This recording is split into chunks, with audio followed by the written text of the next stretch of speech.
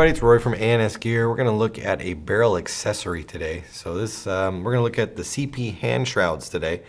You're going to need a couple things to make them functional or to make them work. So we've got the two hand shrouds right here, two different designs, kind of the solid one with a beveled front to it, and then also this more traditional AR style looking one with the cutouts in it, plus it's got these little holes in it so you can mount rails to it. So you're going to need this adapter right here, and this adapter comes with a locking ring that goes around the outside of it, plus the adapter piece itself.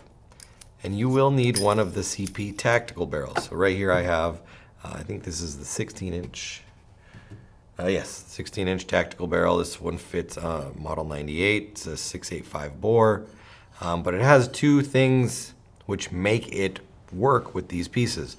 First of all, the front flash hider can come off, which makes getting on the adapter possible. And then where this knurled piece of material is right here, you actually can screw it off, and you can see that it's got threads on the outside of it, which is unique to this barrel system. So we've got our barrel right here. We've got our two shrouds. We'll go ahead and put this one on. First thing we're going to do is we're going to take this adapter. We're going to take the locking ring off. We are going to pass it through, and we are going to thread it on. Now, one side is threaded deeper than the other, or is cut deeper than the other. As you can see, when I thread it on this way, I don't really cover up the CP logo that's on there. If I take it off and I spin it around and come at it this way,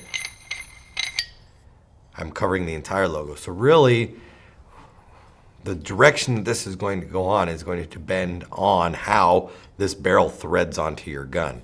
If you need this to sit a little further down, so you're taking up the gap between the end of the gun and where the shroud's going to sit on, then you need to put it on this way. If you need a little bit more distance, you flip it around and put it on the other way.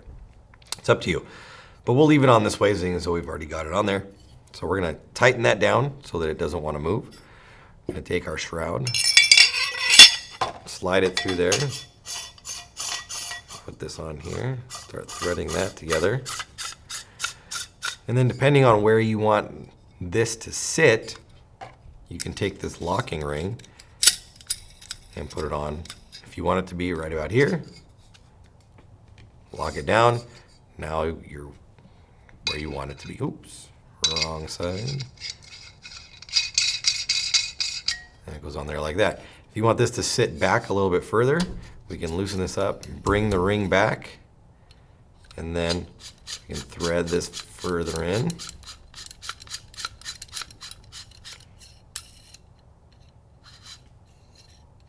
Till we're just about flush with the back here. And there we go. So it gives you plenty of choices for adjustment in there. And then also with these, excuse me, with these particular ones, let's say you thread this in, and when you get to the very end, and you need your gun to be sitting like this so you can have your rail here. What happens if it's like this? You've got a rail sideways, a rail sideways. Having this adjustment ring here lets you be able to move this back so that it's straight up and down, and then bring this forward, tighten it down, and make everything perfectly lined up. So all your rails would be where you need them to be. So that's what the this traditional like AR style one looks like. Let's take it off real quick, and then we'll throw on the other one. It's a lot of threads. At least it's solid though once it's on there. Take that one, put that one on there.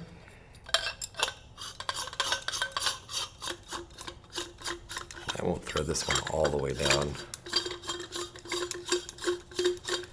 But again, depending on how you wanted this end piece to look, probably you'd want the bevel to be at the bottom right here. So we want this, if we needed it to be sitting right here, we could just take our locking ring, tighten it down, and then we're set up with this right at the bottom. So if you're in the mood, or in the market, I should say, to really customize the front end look of your gun with some hand shrouds, fake suppressor kind of setups, definitely give these ones from CP a look. Just be aware, or just realize you're going to need a couple extra pieces to make these work on your gun. You will need the adapter piece that we talked about, and you will need one of the tactical barrels from CP.